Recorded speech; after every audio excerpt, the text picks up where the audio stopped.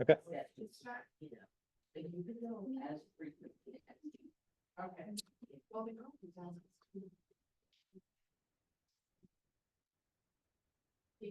I'm pretty sure Harley said that where she sees on the Zoom, it says that the host is still waiting to start the meeting. Yes, that's right. Oh. Yeah. I didn't feel like now that I'm. I'm just gonna email everybody or text everybody. And then, Okay, cool, thank you. thank you. Yeah. Because like the. Like, this new song, you know, like they wanted. Just to like, keep looking at the product. You do that,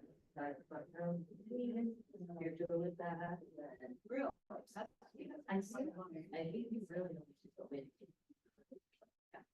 You know, like sometimes people are like, I will do it. Yeah. And then,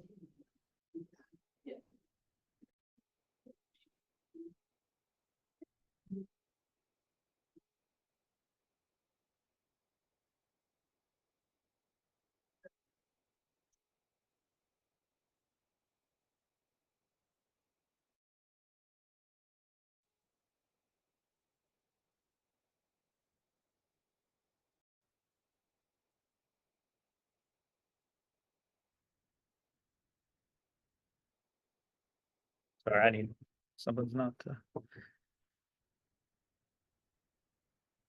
you have the online. Yeah, so, yeah, I haven't started it yet, but. Okay, right.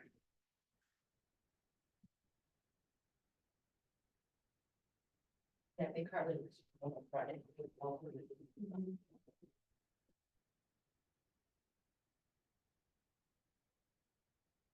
See the pictures of her pics. No, I just kind of that.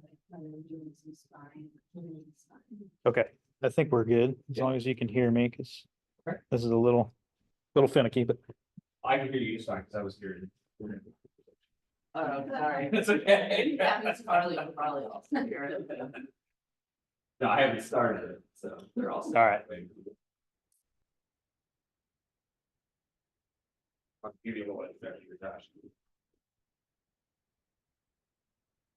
So hopefully everybody online is able to join us now. So we'll get started here. Josh, thanks for coming out. So I'm just going to give you a quick introduction to Dr. Hagen. He's a human performance scientist. I think you have a lot of different things that we could describe you as, but I'll go with the human performance scientist with a doctorate in material science from the University of Cincinnati. He was studying nanoelectronics. He has over 50 publications, 9 patents, several awards for innovation. He joined Ohio State in 2018 as director of the Human Performance Collaborative, so people learn a little bit about what that is. And assistant professor of integrated systems engineering with appointments at the Air Force Research Lab at Wright-Patterson Air Force Base. Prior to Ohio State, he was director of the Human Performance Innovation Center and assistant professor of neuroscience at West Virginia University. And before that was at AFRL as a research group leader over multiple research teams, which look like you're just getting into a lot of different things. PI on a number of active grants studying diet, sleep, cognition, gut health, and a lot of this from the lens of assessment and recovery strategies. So I think a lot of opportunity to collaborate, learn about what they're doing over at HPC. So Josh, awesome. thank you. Thanks. Appreciate you guys coming, and thanks for everybody online for jumping in. Here's all my lawyer-y stuff. I don't have any disclosures. I don't have any financial interest, and I'm going to talk about a lot of commercial wearables and companies. I don't have any financial interest in all of them. I have scientific interest in all of them. Hey, Josh, can you share your screen? It's not. Uh-oh.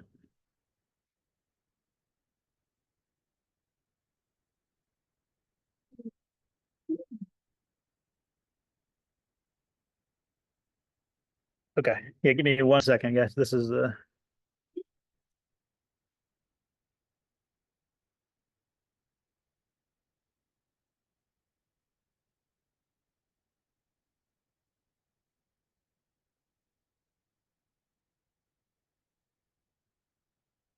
right. We'll get on Zoom now. Yes. Okay, now let's see if this works. Typical tech guy can't get tech stuff working. How about now? We got good everywhere? All right. Hey, what's up? All right, cool. So this will be probably a little bit different type of talk so I'm not a TBI researcher, concussion researcher, so I'm not going to tell you guys how to do TBI concussion. What I hope to do is tell you a little bit about what we have going on, the Human Performance Collaborative. I'd love to foster collaborations, foster ideas. So I'm going to talk about concepts that we utilize in the HPC that I think can be applied to every single human being on the planet. I'm not even going to try to get that thing off the screen, so we'll just have to deal with that after my issues.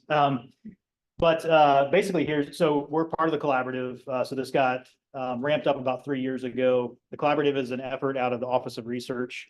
And we're not a center, not an institute, but we're a collaborative. So our job on the HPC side is really to foster large multidisciplinary research projects that get after human performance. And so we define performance as broadly as possible. So our take is every single human being on the planet can be optimized, no matter who you are. Marvin Harrison Jr. is at 99.2%. We try to get him to like 99.5%. So it just depends on how you're framing, who you're working with, how you're framing them. A disease patient has a lot of room for opportunity. I have a lot of room for opportunity, but that's our really going into it. So what I hope to do is give you guys some ideas of some of the methodologies that we have that I think can be applied to your research, yourselves, your family. Again, all of this we can all optimize ourselves from a human performance perspective. Really what I want to hit today is describe some of the sports science methodologies that we have. And what I'd like you guys to kind of think about is how you might be able to use these methodologies in your research and in your everyday lives. I want to give you kind of a current state of commercial wearables. Do wearable technologies have an application in your work and in your everyday lives? I think there's a lot of opportunity there. And then we'll talk about recovery techniques for health, wellness, and longevity. Again, this can be applied to your patients, but absolutely there's things that we can each be doing every single day that we can perform better, we can live longer. We talk about this idea of lifespan and health span. Lifespan is how long you live on this earth. Health span is how long you're healthy on this earth. So if you live to your 100, but if you're chronically diseased for 40 of those years, that's a low health span. So we really try to optimize both of those things.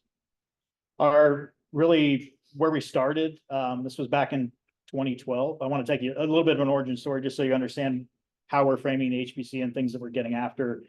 So my mentor, Dr. Morley Stone, who was here for quite a while. I worked with him for about a decade at the Air Force, and he was VPR here.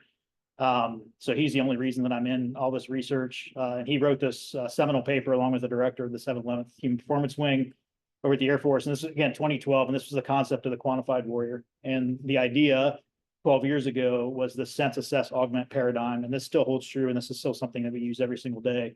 So sense is what can we measure in, on, and around the body at all times. Assess is what does that data mean. Augment is what are we going to do about that data. So we still apply that every single day. And they postulated back in 2012, wouldn't it be great if we could do continuous biochemical monitoring of things like blood glucose? And we'll show you today, like we're absolutely there. We have a long way to go in a lot of these things, but I think we made really good strides. So that is really where we started. My personal journey was very nerdy in a material science, electrical engineering lab, like kind of looking forward to near and far term devices and how could we do. One of the ideas at the time was, again, wouldn't it be awesome if we can, like, you go to your doctor and maybe if you're lucky once a year, you get a blood draw and get some information back that probably isn't useful at all. I went to my doctor a few years ago. I gave him a list of everything I wanted to measure. And he was like, why do you want to know all of that? I was like, well, I gave him my spiel, and I finally talked him into it. And he gave me this terrible report back of just like these ranges of like breathing to dead. And I'm somewhere in the middle. I was like, well, what's optimal? And he was like, well, you're normal. It's like, okay, this isn't going anywhere. So, but the concept being is there's a lot of really great information in there. So what if we could actually have this wearable patch that could do a whole suite of biochemicals in real time? That changes the game. That's a paradigm changer. Like, again, if you're lucky, you get one measurement a year. Who knows if that was done at the right time of day? And there's just a lot into it. So a lot gets complicated, but we're kind of making these devices and looking at sweat patches, and you'll kind of see, like, we've come a long way in the last 10 years. Like, a lot of this is viable. A big part of what we do at HPC is very applied research. So definitely respect basic research. It's the foundation of everything that we do. But I found that we have to be in the communities working with people and hearing what they actually need versus just waiting for somebody to tell us what to do. So I was sitting in a lab making things, no idea why I was making them, until I started meeting some of these people. And this is really a couple very important things happened to me. First study we were doing, again, back to that idea of, hey, let's make a patch that can measure all these biochemical markers. It was like, but what do we need to measure and why became the next question. So we did a study with Air Force special operators. And the idea there was like, okay, special operators, they train insanely hard. They have a high, like in a training and selection environment, you're going to kick out probably 75-80% of the people trying out that are already in peak physical shape. But they do this, it's a machine. They do this over and over and over. From a scientific perspective, it was like, okay, this is a good data set where we can start understanding pretty homogeneous population. So we just wanted to understand, what does stress and resilience look like over that training pipeline? So you're building up stress, you're building up resilience. What does success look like? So we designed the study to do blood biomarker draws and all sorts of stuff to understand that. And we wanted some contextual data to understand, like they could be doing a 20-mile ruck one day. So you got a pack on your back, you're going 20 miles and you're just training your face off. So we need contextual data. So we said, okay, well, why don't we put this physiological monitoring system? This is Zephyr technology that's kind of gone now. We can do real-time telemetry. And that was just for research contextual data. First thing we did, we had a Humvee that was trailing, streaming that data. And the first event is Texas. It's August. First event, we had several heat injuries that happened. It's just the nature of training. We looked at the data and they had an estimated core temperature algorithm in there from the Army. And we looked at the guys that went down and we said, like, listen, I'm not going to predict anything that's happened, but I think we saw something in this data that could be visually interesting. Show that to the training cadre. And now that's launched into a lot of people are doing this real-time heat stress monitoring. It doesn't work 100% of the time, but at least if it's something they can say, like, this trainee may be in danger, can we go put eyes on and then do, the actual measurements and see if they're okay. And that's happening now. The other really important one was I met a Air Force pararescueman. That's a Air Force special operator. So you take like a Navy SEAL and an ER doc, smush them together. You have a pararescueman. Will basically jump out of a plane, save anybody's life anywhere in the world. So there was a pararescueman who was detailed to the program office who came to my lab just to look at things. I showed him getting all the dorky stuff, and he was super nice. But he was like, I don't care about any of that. Show me a whiteboard, and then drew up a mass casualty situation. He was like, this is my life. If a plane goes down, I have 10 people I got to save their lives in real time. I have 2 personnel, so I need to know if that guy's crashing. I need to go take care of him. What do you have? So we basically put together a bunch of commercial devices, pulse oxes, EKGs, came up with an Android application that's now called BatDoc. That's now an actual program of record. So I wouldn't have known any of those things if I wasn't actually, in the field learning it. And then the third important thing that happened was at that time, like 2014, we were trying to get it. So physiological monitoring was a thing, or was going to be a thing. Now trying to understand what are we going to do with this data, that assess piece and that augment piece? Like, what does this all mean? Let's get out of the lab and figure it out. So doing a lot of work with special operators. And I just thought, at Wright-Patterson, Columbus, Ohio, about an hour apart, I had the assumption, like, okay, if there's anybody that has infinite resources to perform on any given Saturday and has this all figured out, it's probably Ohio State football. So I just cold called football and they actually answered. We struck up this collaboration, came there. They thought we had it all figured out in the DoD. We thought they had it all figured out. Neither of us had any of it figured out. That's those two in the back are trying to figure it all out now, 10 years later. But that was the first spark of that collaboration. And it was like, so if we try to do studies in, just think about any population you have, but in my case, special operators, we can't control for literally anything. Context is very hard to get. I'm not going to do a placebo-controlled study likely in that community. But we think about Division I athletes training incredibly hard, high emotional demands, high physical demands, high mental demands, in an environment where we have pretty controlled data. We know when games are, we know when practices are. So that was kind of the idea of, let's try to model the data. I think one of the most important things to drive like how forward-thinking Ohio State athletics is and why this is still a massively fun collaboration is I went and met with some special friends out on the East Coast, and I saw a bunch of bearded jack dudes go in this back room all day long. When I was there for the 2 days, I finally asked what was back there, and there were these sensory deprivation float tanks. I'll show you about in a little bit. And again, this was 10 years ago, and these are guys that can do or not do anything that they want, and they're choosing to take their time to recover in this flotation sensory deprivation device. So that's not scientific information. I had no data to back it up, but I had some anecdotal data saying there's something to this because these guys are choosing to do this. So immediately, next time I met with Coach Mick at Ohio State, I was like, hey, here's this thing that seems to be helping. And like a month later, we had one in the football. So that's just kind of the agile nature that we're trying to get after things. And fast forward to kind of where we're at now with the HPC, we created this thing called the Performance Innovation Team. And that was, again, this whole concept of research and actual on-the-ground practitioners. We have to facilitate that communication at all times. And you would think that every university, because we've got a bunch of big brains and we got a bunch of great athletes, like every university would do sports science immaculately well, because you have those two things, but they don't typically talk. So researchers don't usually talk at the speed of a strength coach, but you can find a few of those people. So that's why we have this team right here where there are people on the right-hand side of this research side that can talk at the speed, that can understand that. Left-hand side is we have to hear what's out there. So it's a push and pull, where the pull is we want to hear questions, needs, concerns from boots on the ground of what do you actually need. Researchers need to hear that. Same time, research needs to push stuff to the other side and say like, hey, we found this. This is what we're seeing. This is what we're doing with your data. So we've been at this for about 2 years. It's been hugely beneficial. It's really facilitated that communication and very successful. So now I want to kind of lead this to, and I'm asking everybody to be maybe a little bit creative and think about your research and your environments and even your personal lives where some of these concepts might apply. So I like to start out with philosophy. And one of the philosophies that I personally have, and I think a lot of team members have, and this could apply to you as well, is this idea of allostatic load. Obviously, we didn't come up with that, but this is the concept of how do we measure everything in, on, and around the body that is imparting stress on the body. And sometimes stress is good. Sometimes it's not good, but we need to understand all of that. And really what we're trying to do here, and there's a great book by Kelman, The Sport Recovery and Performance, that again, it has some overarching themes that it's not just for sport, it's really for human beings.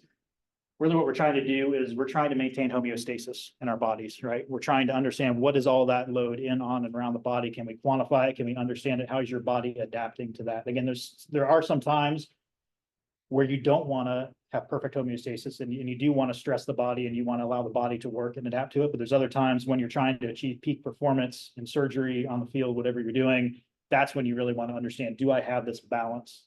So there's a lot of really good ideas here. Here's the other really important one here is human beings are complicated, not just physiologically, but emotionally, socially, behaviorally. So those are a lot of squishy things right here.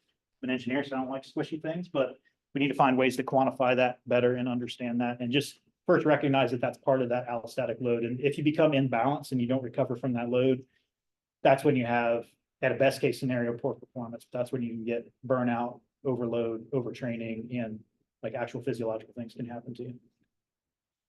So here's a very simple way to start looking at this. And this applies to every human being on the planet. So while some of this might seem like it's very athlete centric or operator centric, this is every human being. So load plus recovery equals performance. Now we'll talk about some of the different ways to monitor some of this load. So we can look at some of the inputs. And again, I'm kind of asking you guys to think creatively about what some of these inputs are for your populations.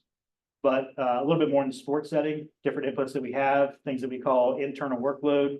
That cool bar there is blocking something that says heart rate. So that's typically the way that we measure how hard your body is working. So cognitively, you will see heart rate go up.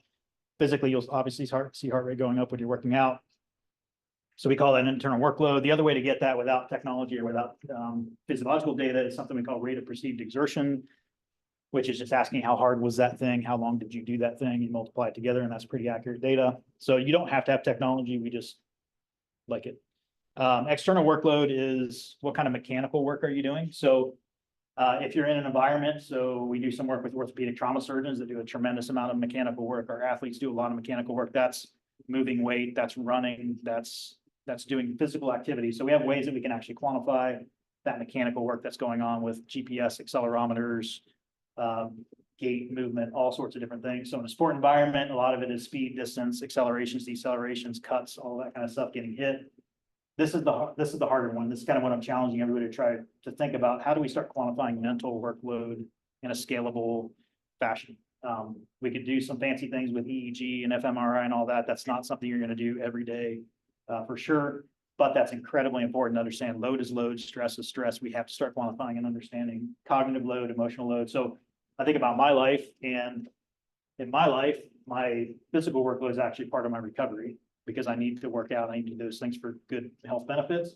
It's my mental workload. If I'm like, you've had those days where you sit at your desk all day, hammering away at a grant or paper or whatever, and you just feel foggy at the end of the day. That's a massive amount of cognitive workload. And how well are you going to perform at the end of the day when you're feeling foggy?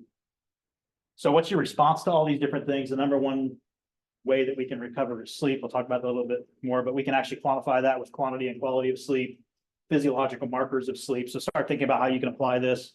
And I'll show you some actual data here pretty shortly with your research and patient population. There's things that we can do on the neuromuscular side. So there's ways that we do a lot in sport where we do movements like counter movement jumps on force plates to understand neuromuscular fatigue. There's EMG technology, thermography, lots of different ways to like neuromuscular. How are you responding to all of this work that's happening? Like I mentioned, biochemical markers are awesome, also very complex and hard to do, but we got blood, we got saliva, we got other biochemicals that we can measure. And then this is super important, and you got to be really creative about these things. So subjectively, how do we understand things like mood, energy, motivation, fatigue, soreness? And how do you define performance? This is probably the hardest one that everybody needs to be creative about. Like, how do you actually define performance? And for us in athletics, this is still very, very hard. Like a team sport like football, we still don't have a good measure of actual performance. Some like timing-based sports, track and field, swimming, things like that, when we have repeated measures to the millisecond time scale, that becomes a little bit easier. But as surgeons, do we have an objective metric of performance, or us hammering away at grants and all that nonsense? Like, what's our objective measure of performance? So now this is what the equation can start becoming. So you have to think about this for your environment. So different ways that you can quantify load. Are some of these relevant to your, but this can, obviously this starts with a very simple equation, but it gets very complex depending on your population. Different ways to quantify recovery based on what you're doing. And this is really the hard thing here, is how do you define performance, occupational performance, neuromuscular performance, competition performance. So kind of challenge everybody to think about how would you create that equation for yourself, for your population. And then here's how, this accelerating back, 10 years ago when we weren't doing a lot of this, this is what probably the biggest example of the highest amount of data and the highest amount of athletes. So this is like our best case and our worst case scenario for data, where we have a ton of data on our football team. They all wear RFID chips in their shoulder pads. It gives us very precise speed, acceleration, distance. Like they know they're there, but it's completely non-invasive. They have it in their, even when they're not in pads and running on the field doing conditioning, they have that in a compression shirt as well. So we have really precise mechanical movement. We've got heart rate monitors, we have sleep monitors, we have all of this other stuff that quantifies things that they're doing in the weight room as well. So we've got things that actually monitor force that they apply when they sprint. And we have all these amazing recovery modalities. So this is the best case scenario of lots of data, lots of recovery modalities, but it's still very, very complicated.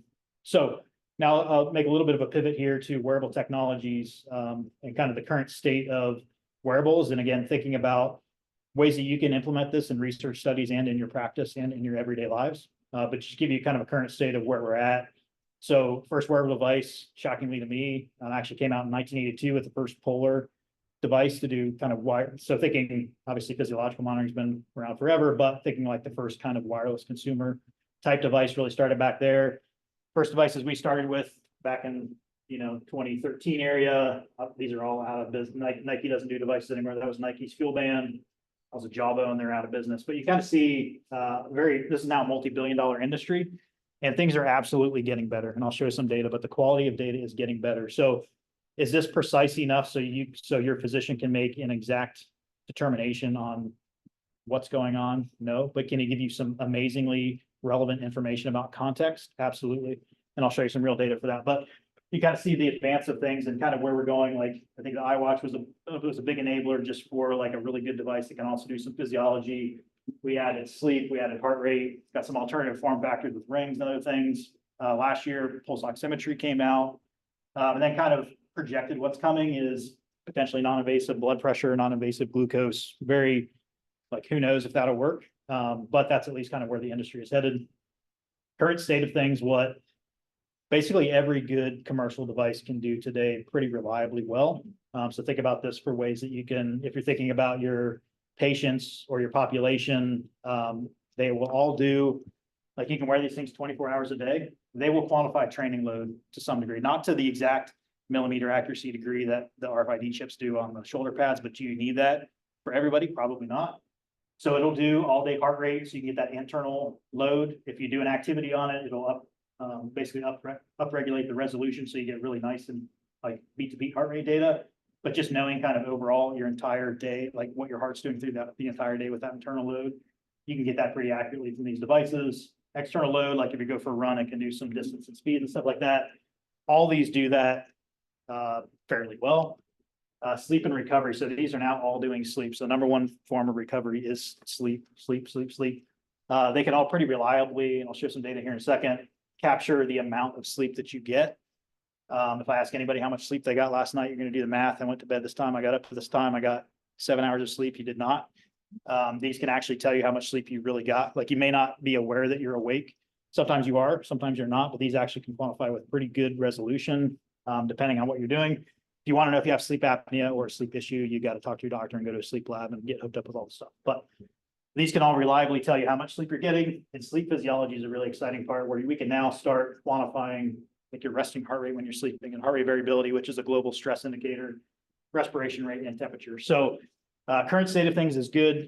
We can absolutely see that all these devices are getting better. Some are better than others. Something I'll kind of throw out there to the whole CBI team and everybody out there. Like, if you're thinking about involving wearable devices in your research, give us a call for sure. Like, send me an email, send me a note, send me a text. We actually are contracted pretty heavily by the DoD. So the lab that I run at Wright-Patterson, we do what we call gold standard validation. So we test not literally every product on the market, because there's a billion now, but like all of the big consumer products. And anytime somebody brings us up like, hey, what do you know about this thing? We got a really awesome protocol. We got 50 active duty airmen that train in our lab every day. We have ourselves that we hook ourselves up to all sorts of wild stuff. But we created this thing where we could very rapidly assess something. So basically, as fast as we can get that device in our lab from Amazon or FedEx or wherever it's coming from, we'll have it on subjects, we'll create data, and we'll actually send it out internally to the DoD as fast as we can. So we'll follow up with papers. Those just take forever and they're boring and nobody wants to read them. We do it because it's science. But this is kind of what we do. So we have now like 30 active projects. Some are closed, but we just keep iterating. So it's not just wearables, it's any performance technologies. But before you guys buy something, if you have no idea what's what, give us a call. Hopefully we've tested it. If not, we've got ways to test it pretty easily, depending on what it is. Just kind of a current state of, if you're interested in heart rate devices, and so it depends on, I hate that answer, it depends on what you're trying to do with your subjects or yourselves. But if you want current state of things, if you want to know precisely what your heart rate is at any given moment, so think about heart rate zone training or something where you want to say like, hey, I want to know, is it really 165? Maybe it's 164, but how close is it? So that zone training, you really want to know where you're at. These are the devices that are going to be accurate for us. So this is a paper that we published. It was a little bit more like tactically relevant movements, but we did all these different movements, all these different devices.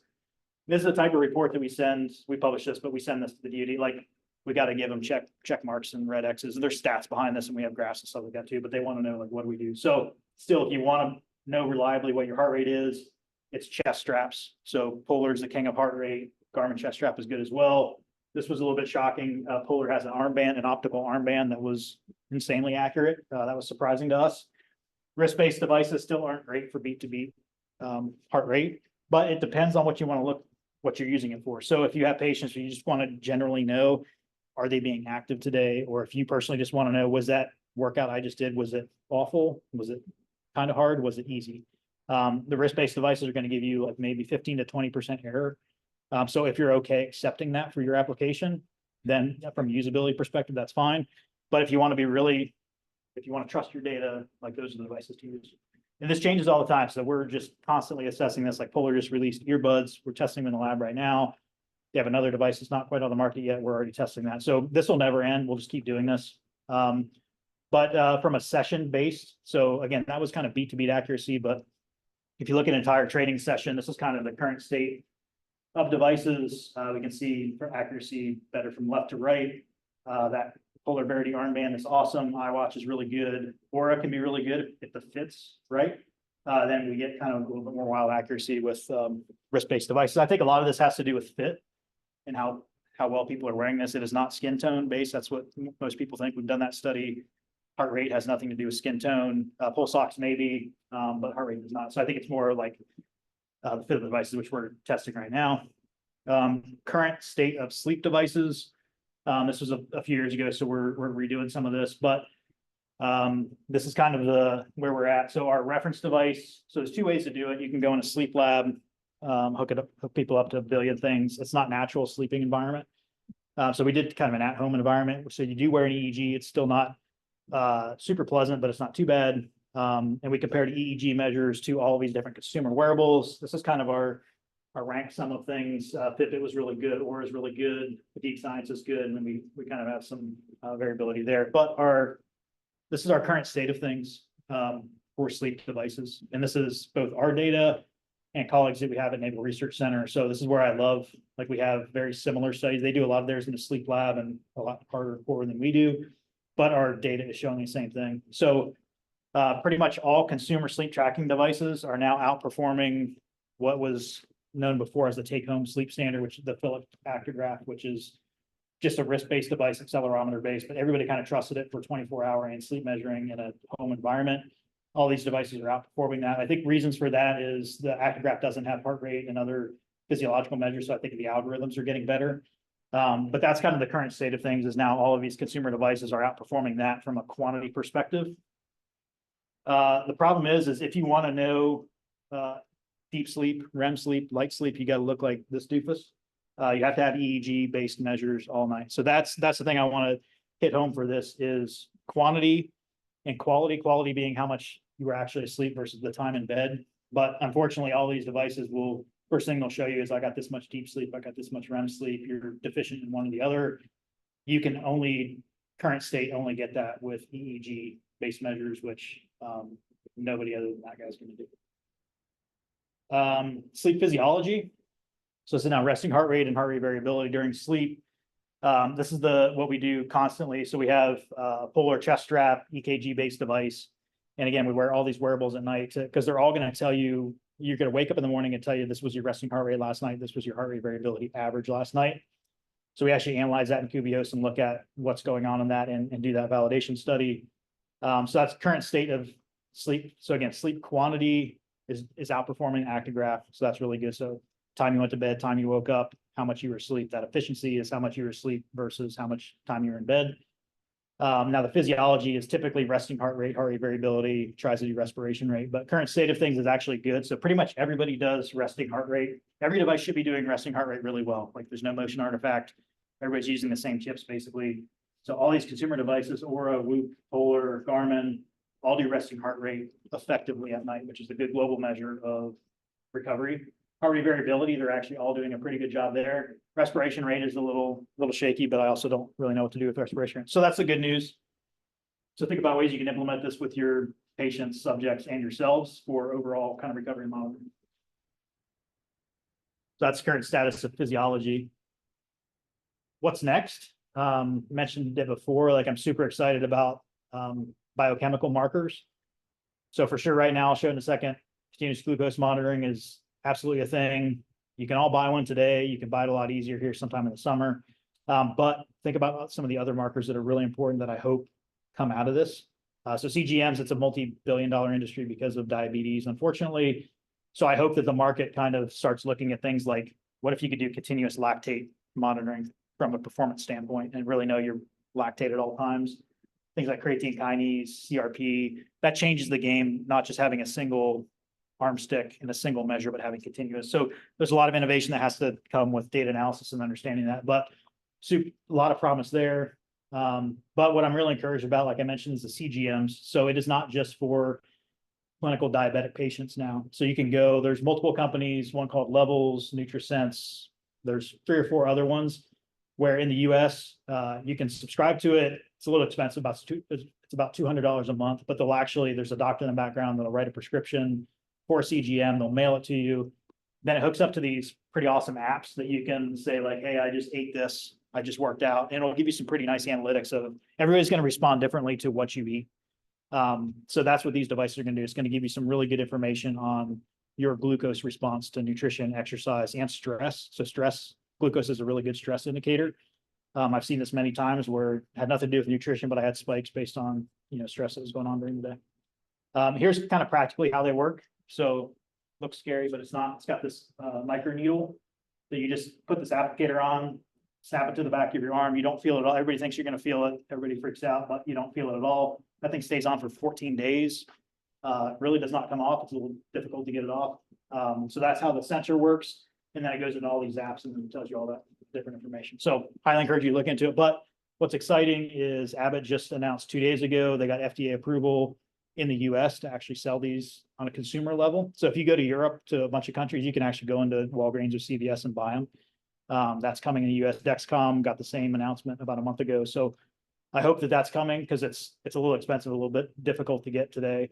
But we have a lot to do. So here's what's actually happening during that. So you wake up in the morning, get a resting heart rate measure, heart rate variability measure. It's an average measure. It's a pretty blunt force tool to look at recovery. But here's what's actually happening at night through an entire all-night EKG is it's not just a gradual recovery, like parasympathetic boost throughout the entire night. There's a lot going on with your cardiac response during sleep. So there's a lot we need to do with signal creation. It's not just as simple as an average value all night. So what we're trying to get after is what does true sleep restoration mean and what's that look like from a high resolution standpoint? And that's CGM data from a night of sleep. So there's a lot. So on the left, that CGM, on the right, here's kind of an aura, and then here's a high resolution EKG, but a lot going on with my glucose response at night. And then just kind of a case study example. I had, in these 2 nights, I had my nutrition exactly the same. I had everything exactly the same, but here's my sleep at night at home. I got all sorts of cool technology, literally cooling tech, like all my stuff dialed in at home. My average glucose through that night of sleep was 84. The next day I traveled, I was sleeping in a hotel, nice hotel, everything's fine, nutrition dialed in, but my glucose was 10 points higher. And we all kind of know if you're not sleeping in a natural environment and it's not like, even subconsciously, even if it's a nice place, your stress levels are up a little bit. So a lot of context that needs to be taken into account.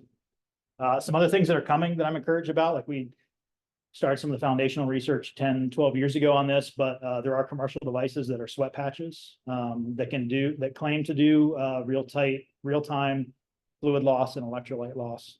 So we're validating a lot of these devices, but there's 3 or 4 of them on the market now. So that's coming soon. So think about that for applications, high sweat applications. I think this is cool just because if you go out for an hour run, you have no idea how much fluid you lost. Absolutely no idea. Like you're guessing at it. But even if these are 80% accurate, like to me, that's okay because we have no idea so far. Obviously we want better accuracy than that. All right, so we'll shift a little bit. So that's all of kind of the state of consumer wearables, how we can measure things. Again, we're trying to get after how do we measure this allostatic load concept? What are we going to do about it? So what we're trying to do, this is kind of the current state of some very blessed athletes at Ohio State that have access to this is our roadmap to all the things that we can do to recover. So we've got load, recovery, performance. And kind of one of the first things I learned very early on, again, what are we going to do about this data? So if we see an athlete is training incredibly hard and not responding on the recovery side, or an operator or any one of us, and they ask me like, hey, what do you do? I'll just take a day off, don't go train, don't go on a mission, don't go compete. Those are all unacceptable answers. So one of the philosophical takes that we have is let's out recover the stress. So we need to understand, measure the stress. Let's out recover it. So this is the current state of all the different recovery technologies that exist in a Division I Power 5 school, and pretty much any pro organization has some combination of all these things.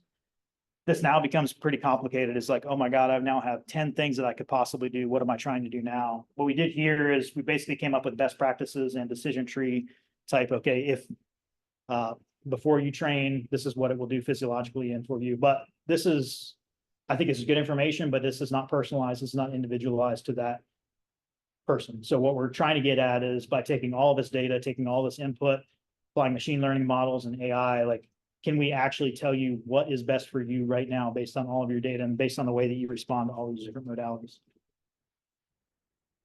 And here's another super important paper that came out just recently. And, we can run intervention studies all day, every day to tell how effective this modality is versus this one, and tell like statistically on a group level, this is effective, yes or no, right? P-values.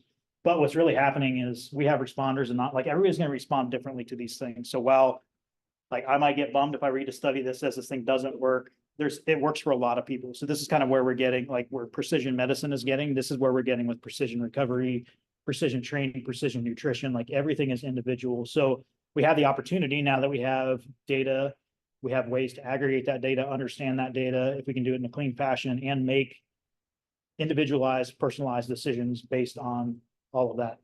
So I'll talk about some of my favorite recovery modalities. I talked about this one before. This is flotation therapy that we learned about 10 years ago. It's been around since the 80s. It's pretty amazing. The whole concept is it's trying to take as much of the sensory information away from your brain as possible for an hour session. And so it's about 800 pounds of Epsom salt and a big old bath of water. Epsom salt's good for a lot of reasons, but it also makes you completely buoyant, like Dead Sea buoyant. Temperature of the water is about 94 degrees, which is same as your skin temperature, same as the air temperature. So literally when you get in this thing within probably 30 seconds, you don't feel like you're in water because that temperature is the same across all three of those interfaces. So you have this feeling of floating. So it's taking to some degree gravitational forces away from your body. Like there's no other time that your body, like all of your muscles and joints are completely free of all of that. And it's also just a way for deep meditation, deep relaxation and focus. So tons of studies have been done, but we've got 4 tanks in athletics. We've got 1 at PAES. We got them all over the place. So it's pretty fantastic. It's kind of a universal recovery tool. Like all of the data back to the 80s, largely subjective, but good controlled studies have shown that has all of these different benefits. I sound like an infomercial, but it does all of these things and it feels great. Does it work for absolutely everybody? Not absolutely everybody, because some people can't get away from their phones long enough to like they just get anxious. But it does have a lot of really good benefits. And so this is a fun one that Emily just we almost have published. It's super close.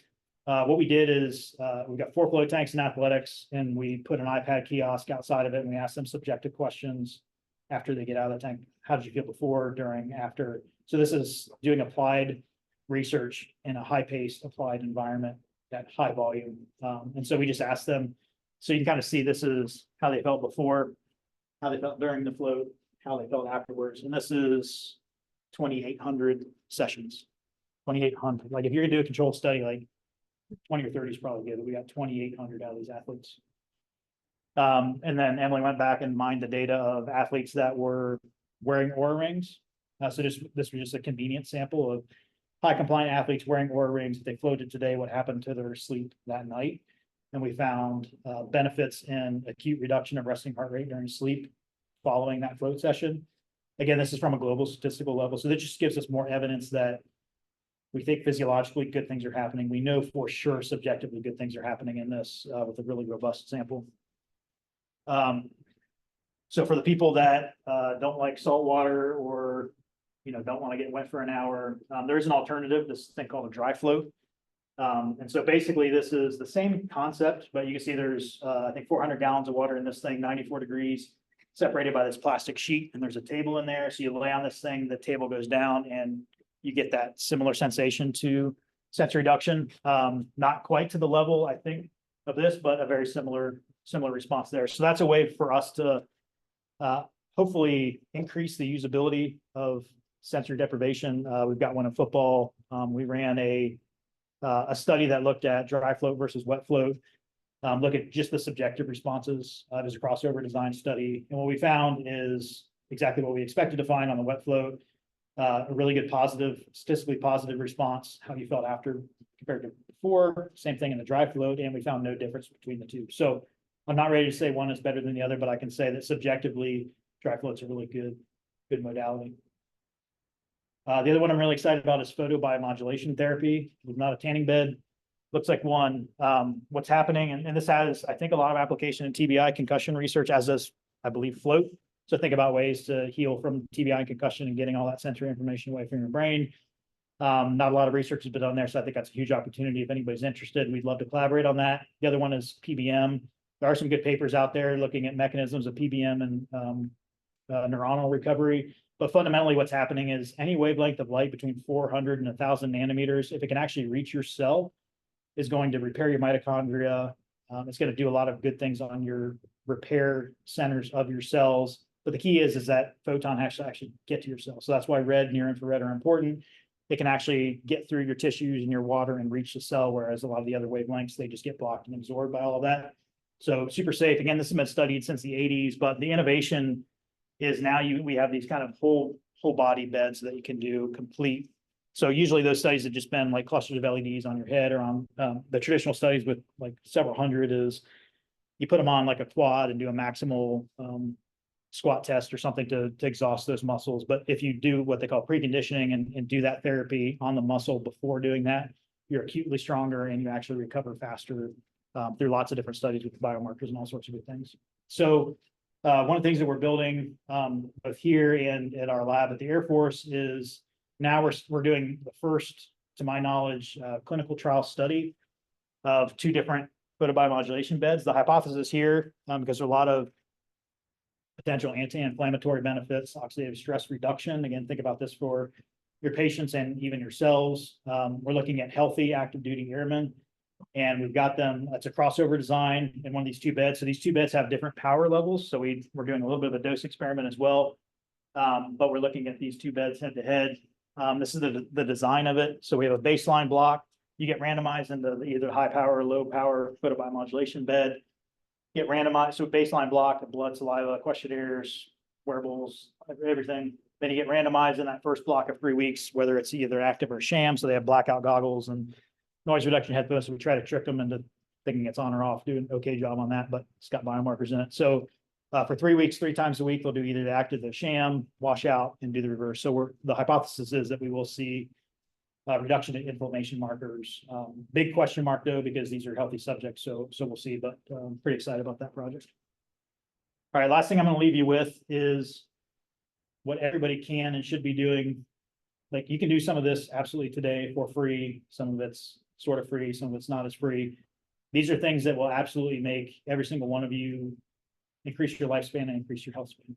It sounds like an infomercial again, but there's my data. So this is my year-to-year change on my nocturnal heart rate variability from doing all the right things, some of the right things. But the absolute number one thing you can do right now is we could sleep. But I want to talk a little bit very quickly about hormetic stressors as well. So why do we sleep? Why do we need to sleep? That's a fantastic book if you haven't read it. Matthew Walker's big on he's a good scientist, but big on the podcast scene too. But really great, like end-to-end book on importance of sleep. Lots of really good science in there as well. That is the number one thing that we can do to recover. And he's got all great information on why that's important. But every single one of us can and should sleep better for all things important. So sleep is the number one way that we can recover. And it just does all of these amazing, if you don't sleep, you're going to die for all these different reasons. But if you optimize your sleep, like these are all the things that like restoration, repair, immune function, detoxifies your brain, but all of these even performance-based things. So learning and memory. And if I would have known this back when I was in college, I wouldn't have pulled as many all-nighters and done dumb things, because you have to prepare to accept information. So you have to sleep so your brain can accept that information. You have to sleep after getting the information so it gets encoded, all this good stuff that I did wrong and don't remember anything from college. So just thinking about ways to motivate yourselves and your patients, like this was probably the paper that hit me the most. Was a meta-analysis of over 1.3 million people, shows links between sleep and all-cause mortality. So lots of different reasons: obesity, cardiovascular, inflammation, but all-cause mortality for not sleeping good enough. So that's what we try to do, is find motivation. Like that's what was my personal motivation, but what ways can you resonate with your patients and your staff members and yourselves? Like what's going to be important for you to start taking these things seriously? Another one, so this is very practical to healthcare workers and ER docs and surgeons and all sorts of people, is if you have even short-term sleep deprivation, you will function as if you have a blood alcohol content over the legal limit. So I know some of that is unavoidable and part of jobs and part of operations, but just understanding that like your cognitive performance is absolutely going to be negative if you have even short-term sleep deprivation. Here are ways that you can immediately, for free, optimize your sleep. So you cannot say tonight I'm going to get more deep sleep because I'm going to take the supplement, I'm going to do this thing. Your body's going to get what it needs.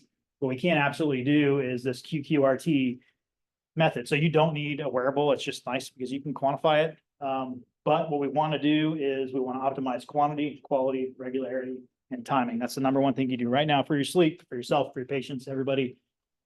Quantity is, again, that kind of generic recommendation of 7 to 9 hours at least gives you an idea. But again, I told you about doing the math. It's mathematically impossible to get 8 hours of sleep if you're in bed for 6 hours. So that's the number one thing we try to fix with people. Give yourself a sleep opportunity when it's within your control of over 8 hours. And that's going to hopefully almost guarantee you'll get more than 7 hours. But again, everybody's got their individual, but for sure it's not 4, it's not 5.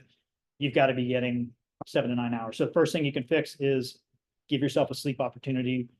that will give you potentially that 7 to 9 hours of sleep. Quality is now where you start trying to optimize your time awake over your time of sleep. So we want a sleep efficiency over 85%, as close to 90%, obviously close to 100%. That's pretty impossible to get. But you can do that through different sleep hygiene methods of cool room, not a lot of light, don't stare at your phone. We all know that. The second you stare, like if you wake up in the middle of the night and stare at your phone, like your melatonin, like your natural melatonin, by the way, don't take melatonin, but your natural melatonin response, like the second you look at your blue light on your phone, your melatonin crashes. So then your body has to now produce it again and get back to sleep. So that's, unless it's an emergency and you got to answer the phone, try to stay off that sucker. Yeah, taking melatonin is not, it's only effective if you're jet lagged or do shift work. But every supplement's got it. You also don't even know what's in your supplement, so don't do that. Regularity is when it's within your control, you want to take advantage of your circadian rhythm. So go to sleep within 30 minutes consistently every night. So you have sleep time. Again, it's not always within your control. When it's within your control, your normal bedtime is 10 o'clock. Make sure it's between 9:30 and 10:30 every night. Try to wake up at the same time consistently in the morning. Again, when it's within your power. And the timing is just understanding, are you a night owl or are you early morning person? Sometime, again, your work schedule is going to dictate some of that, but just trying to optimize there. So that's something you can do right away. Last thing is cold and sauna. Cold you can do right now. You can kind of do the cheap version, cold shower. That's the first thing you can kind of do. So it's not pleasant at first, but do hard things is kind of the idea. This is a really great book, Comfort Crisis, just about basically we've become soft, like we're in air conditioned environments, we're in pretty pleasant environments all the time.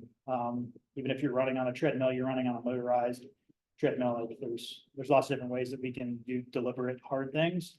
So think about that from a perspective. Wim Hof is kind of the king of all things cold.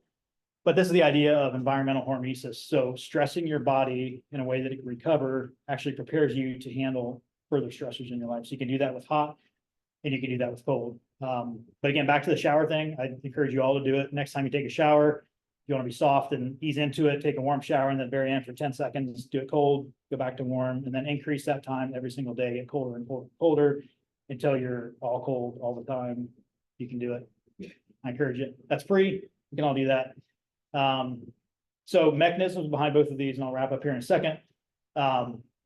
Mechanisms are really cool. Like the data, again, these are things that kind of resonated with me, but on the sauna side, basically your body's trying to survive and you're sweating and cooling, but it's basically creating heat shock proteins that actually have a massive role in immune function, cell signaling, repairing proteins, like doing all of this great cellular stuff. That's what happens in the mechanism of the sauna. It's also a really, really great, like, mental challenge. Stay in that thing. It's hard. It's mental. Do hard things, but it's also on the cellular level doing some pretty amazing things. The different types of saunas that are out there. Got traditional saunas. That's going to heat the air temperature anywhere from like 160 to over 200 degrees. You can do low humidity, high humidity. What all the high humidity does is makes it way, way harder because your sweat can't evaporate as efficiently. So it's not hotter, it's just way, way harder. Infrared saunas are gaining popularity, but there's a huge difference in it. Like the temperature differences don't even get any closer. So if you're going to do it, I recommend you invest in one, but also just like look around and find, like, does your gym have one? You just kind of got to get lucky if a gym's got a good one. I found a good one that's got one that's consistently over 200 degrees. So it can be done. Here's kind of my take. This is why I do it like Matt does 7 days a week. This is what hit home for me, is like all of this amazing Finnish study, this kind study, several thousand Finnish males, just because they sauna all the time, but it was a dose response study. But 63%, like if you sauna 4 to 7 times a week versus 63% less likely to lead sudden cardiac death. Links to reduction in dementia, Alzheimer's, and all of these mechanisms back to that protein repair and protein folding. That's what hit home for me. I think there's a lot of really, really great things there. And last thing, very similar things with the cold as well. So cold is actually going to create both cold shock and heat shock proteins doing that same cellular benefit. It's going to stimulate production of brown fat, which is actually good, very thermogenically active fat. So you're metabolically more active by doing those different things. Also feels good, all these good things. So different ways you can do that. Like I said, the pour version is doing your shower. So I encourage you to do that today. There's cold water immersion where you can just fill your bathtub with ice water. or you can get these more fancy ones that have coolers in it. These are now like consumer-ish friendly things that you can actually buy and have in your house. Or the fancy ones, you can go to a place and do these whole body cryotherapies. The only difference here, you're still getting the same stimulus. It's just that one you're wet, that one you're not. Surprisingly to me, the cold water immersion is way harder than whole body cryotherapy. So, really great, again, lifespan and health span benefits as well. The very last thing I want to show, then I'll be done. How we're currently applying this to other populations. So I talked a lot about athletes and military. We had this really exciting project that we call the Surgeon Athlete, and that was we met Dr. Carmen Quatman, who's an orthopedic trauma surgeon, and then just learning about her life and how hard. Like when I think my life is hard, and then I talk to somebody like Carmen, like, yeah, I got it pretty easy.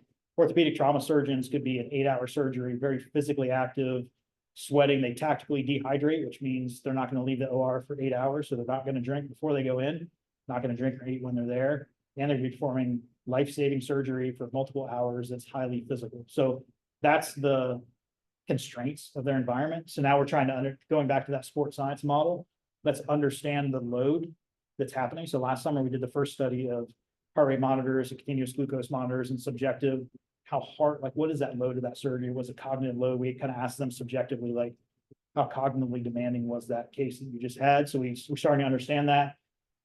This summer, we're doing the same with a little bit more, and we're even doing some of the hydration monitoring as well, because I didn't realize they sweat like crazy because they're wearing lead aprons. And again, these are hard things.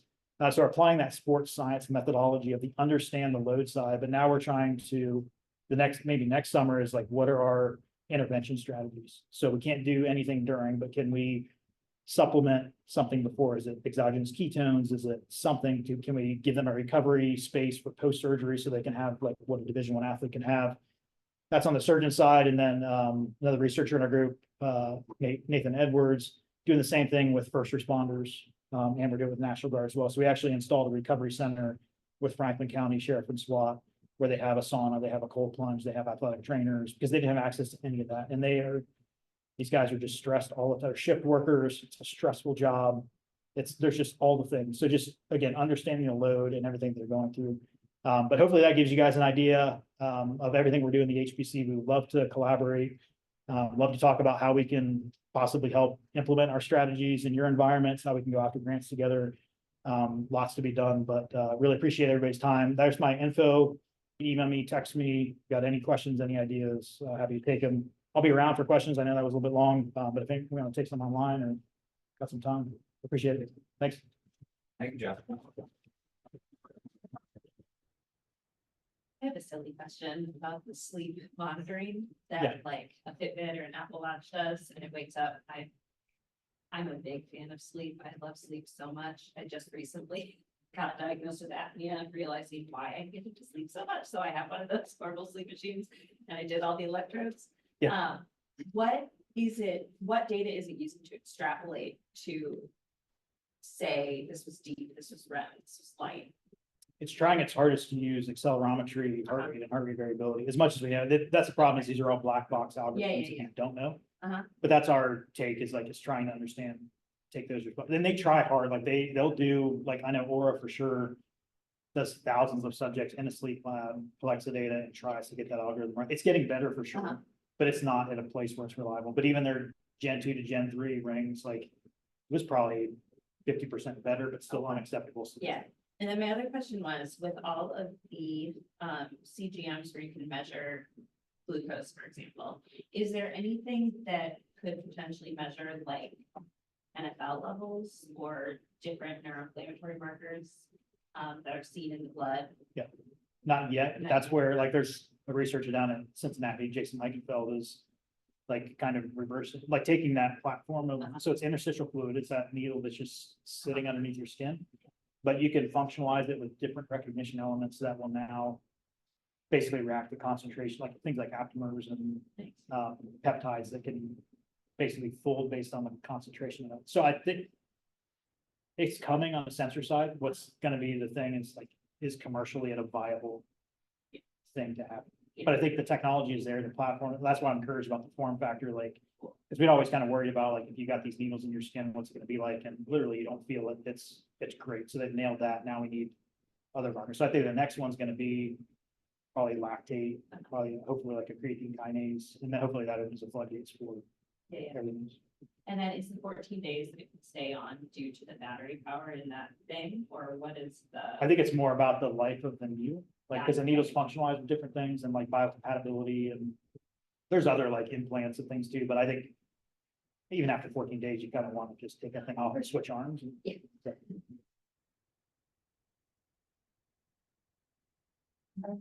Are there any more benefits if you do cold than sauna or sauna than cold? Or is there a specific time of day that's better than? sauna? Yeah, so there's a thing called contrast therapy where you flip from both, and there's advantages of that too. I think some of this as well, and Wim Hof is really good. It's a fascinating guy if you ever listen to him. But basically, so we think about like weightlifting, you want bigger biceps, we do bicep curls. This is a way to actually work your vasculature. And actually, so you're actually doing, so you're vasoconstricting, vasodilating with the heat and the cold. So I think that's one of the like longevity benefits of contrast. But yeah, that's in our athletic model, like it's cold and it's hot and it's really the only thing with cold is if you do a heavy weight training session, don't do it within an hour. Like you actually want that inflammation, you want that repair to happen. But other than that, it's just more of a, so I think there's a benefit to sauna later at night because that actually helps your body, like that thermoregulation process. It can actually kind of kickstart that. And I like doing cold in the morning because it just jolts you and wakes you up. But I think again, anytime you can do it, it's good. So my question is, it's difficult to find the time to work out, and then we suggest sauna, we suggest, the cold take, we suggest the cold thing. What would be the most important of those three? Cold would be my least favorite. Most important thing is sleep. Everybody can do that Sleep, better, yeah. right? After that, it's kind of opportunities. And so, yeah, I mean, exercise and nutrition is the foundation of health and lifestyle. I don't want to understate that. So we got to do that as well. Find ways to combine it. Like the cold in the shower is heat, like that's, like you take a shower anyway, so you can get that for free. Sauna is a little bit more of a challenge. You got to find a place you're going to have one. But again, like I try to double and triple things up. So like one of the things with sleep is you want to get exposed to natural light early in the morning, ideally. So I finally got myself to work out in the morning after saying I couldn't do it and do hard things. It's not a big deal. Like, but I'm in my air conditioned house on a treadmill and watching Netflix. Yeah. So said like, okay, well, I'm going to take a run outside with these dogs. So I get natural light, dog get some exercise, and I'm going to do my calm meditation at the same time. So I try to find those efficiencies where I can. I think you just got to find like what works for you, what feels good, what you're going to enjoy. But again, the idea of hormesis is do something that is hard, but at some point it actually gets pleasant. Same thing with exercise. Like maybe it sucks to start a run, but once you're in it, Oh, you're in really it. great. So find ways to be efficient and just work what works for you. Like these are all good strategies. You don't have to do everything, but you can find ways to, and you're not going to do everything every day, but you just kind of like, hey, if I have a day where I can do it all, like, here's Yeah, what I'm gonna do. I just wonder if one is more important than the other, if you go, squeeze one in. No, I mean, I think, again, exercise, nutrition, sleep, get cold, get hot. So along the same line, we have a question online. Is it better to focus efforts on one recovery method at a time? Or can you try to find things like, the efficiencies like hot yoga, that might tap into benefits of sauna, exercise, and meditation? Do you see benefits equally experienced when they're combined? We don't know. That's what we're trying to figure. So we've got studies that we're looking at designing is things like the dry flow modality and combine that. So to design a study to understand the effectiveness of that and then have that person cross over and do that plus meditation. And is there an additive effect? So we don't know, but like I would presume that there's like, we know both those things are good things. And I would presume that you would get additive benefit, but I think everybody's so individualized. It's going to be kind of find your path and where can you do just a lot of good things. Maybe going one step away from the personalized component of that, right? So within the group that you're working with, right, all healthy airmen, right, similar kind of lifestyles. And as you're setting up these different populations, are you noticing that you would switch maybe some of the priorities or some of the ways that you would, apply any of these techniques to a given audience? Yeah, for sure. I think that's where like the TBI concussion stuff is like you would target modalities that would be specific to recover that. So I think when I talk about the cold and the heat, like that's just for health and longevity, but like athletes, we do very specific things for specific reasons. post-workout, pre-workout, pre-competition, but I think it's the same thing with patients. It's like understanding what do they need based on the thing you're trying to treat, what's going to be the most effective. But again, like all these things are helping on a lot on a cellular level, on a subjective level. I think they're all good things, but now understanding like that's where we're trying to get is that precision side of things is what's the best. And then the next question is, okay, what's the best combination of things? Because I had the DoD group say, hey, I'm doing these 6 things in a row. What's the best combination? And think about scientifically, how am I going to design that study? I can't, it's impossible. But hopefully with machine learning and all this data coming in, like we can kind of personalize and learn by you. Maybe like 2 more questions. Yeah, sure. So just thinking about like the logistics of, let's say we want to apply all this to a TBI concussion population. Just from scratch, what would you say are things that need to be in place or things that would need to be considered in trying to apply this, where you don't necessarily have the same construct of an athletics program, or, everybody's based around the same kind of location? What do you think would be optimal? So like how to treat patients with these strategies? I guess even just to do the research on in this group. I mean, what would that ideal scenario look like to you? So I think it's trying to get access to some of the, like the modalities that make sense for TBI concussion, which I think is photobiomodulation and sensory deprivation. Trying to get those modalities where they're getting treated and collaborating with the doc that's treating them acutely and chronically and can enroll them in a study. Like having that doc say like, hey, I think there's some potential benefits for this, but doing the study at the same time. So that patient can now get this kind of alternative treatment and to see, like, that's, I think, the only way. But I think it's a prime opportunity too, because I think there's enough evidence behind these things saying that no harm will be done.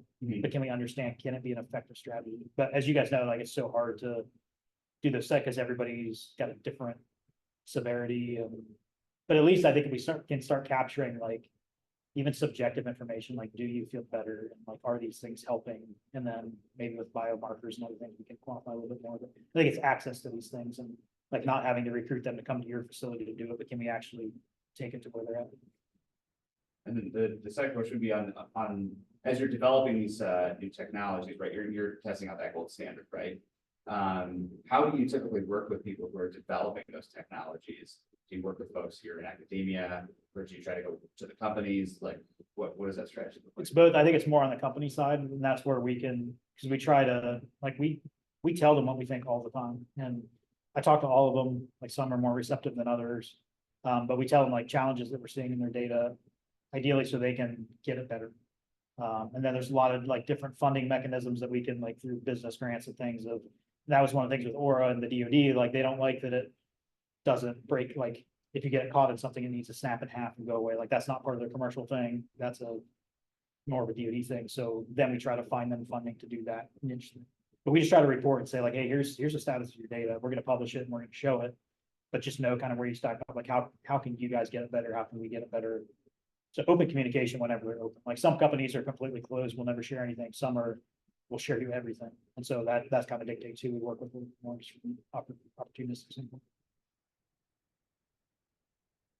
Thank you. Cool. Thanks, guys. Appreciate it.